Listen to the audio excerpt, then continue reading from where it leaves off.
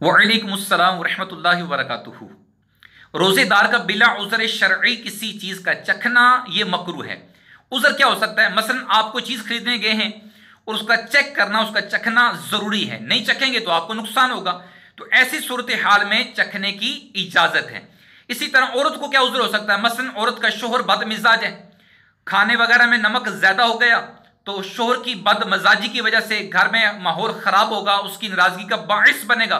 तो ऐसी सूरत में औरत को चेक करने की, चखने की इजाज़त है। लेकिन चखने में ये एहतियात करनी है कि ग़िज़ा का कोई हिस्सा, कोई जुज़ हल्क तक ना जाए। चखने से मुराद ये कि खाने की कोई चीज़ ज़ुबान पर रख कर उसका जायका मालूम कर लिया जाए।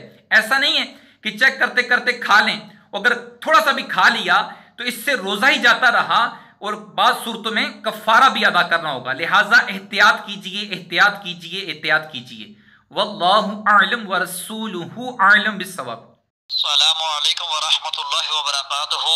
बंदा नाचीज़ हाफिज़ मुबशर नज़ीर नक्शबंदी ज़िला कोटली तहसील नक्याल से अर्ज़ गुजारिश खिदमत है कि मेरा सवाल है मेरे कि अगर रोज़ा रखा हुआ है तो मुंह में कोई चीज़ चाहे शरबत हो या फ्रूट कोई चीज़ चेक करें तो रोज़ा टूट जाता है। इसका जवाब अनाज फरमाएं। वस्सलाम। अल्लाह